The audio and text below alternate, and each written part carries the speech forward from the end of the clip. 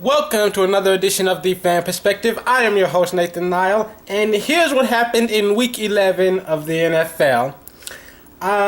First, I would like to congratulate myself. I was 13-1 with my picks this week. 13-1. That's the best I've done all season. And since I only got one game wrong this week, it would be... If I talked about everything I got right in this video, it would be like a couple hours long. So let's just talk about the one game that I got wrong, which was the Jets beating the Rams.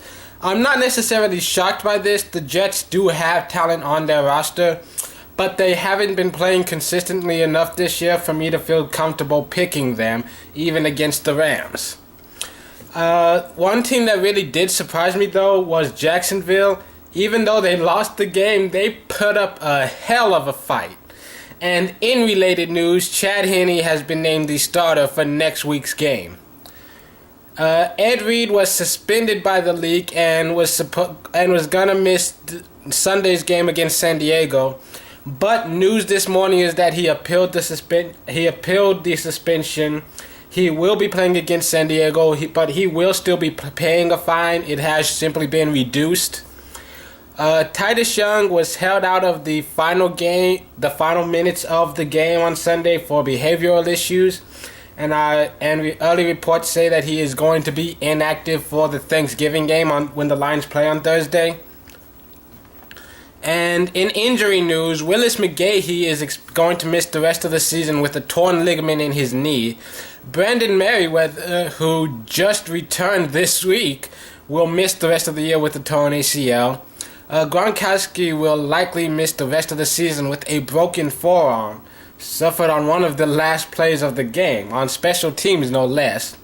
He already had surgery to repair it, and the timetable looks like he would be most likely to return during playoffs, if that much. Lesean McCoy left the game with what appears to be a concussion. I'm still looking for more news on that matter. Andy Reid saying that it's not a concussion, but then he goes and says, "Oh well, he hasn't cleared the concussion test yet." So I'm getting some conflicting stories on this. What we do know is he has some sort of head injury and is in danger of missing the next game. And also, Byron Leftwich had injured his ribs very early in the game. He was trying to play through it, but was ineffective most of the night. And Charlie Batch is now going to be starting in their next game.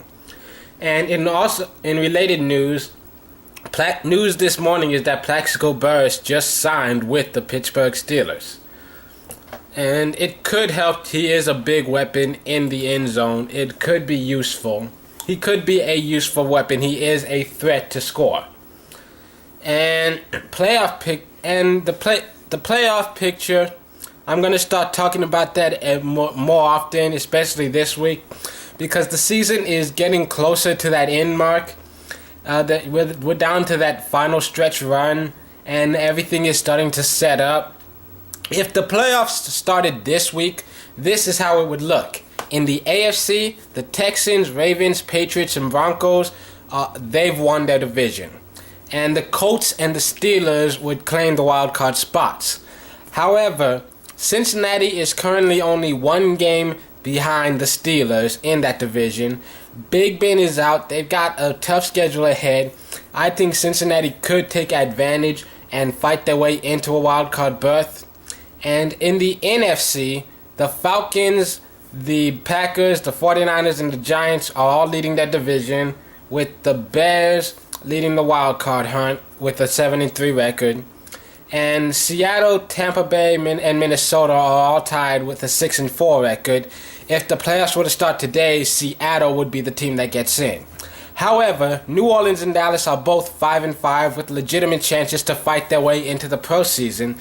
In fact, Dallas is only one game back of the division, with 2 games left against Washington and 1 game left against the Eagles. They have pretty much an ice cream schedule right now. They could chew their way through it like it's butter. They don't have a single team that currently has a winning record.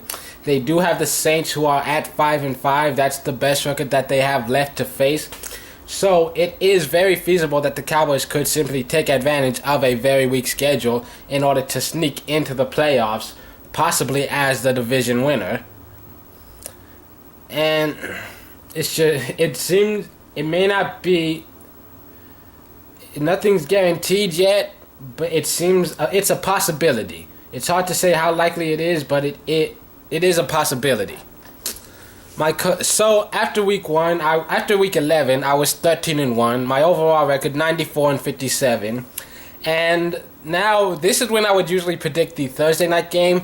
But because it's Thanksgiving, I have the day off from school, so I will do my predictions the morning of the games, and also hand you some of the latest injury reports. So tune in Thursday for a special Thanksgiving edition of The Fan Perspective. Tune in Friday and Saturday for my normal predictions, talking about the Week 12 games. And of course, I hope you have a happy Tuesday.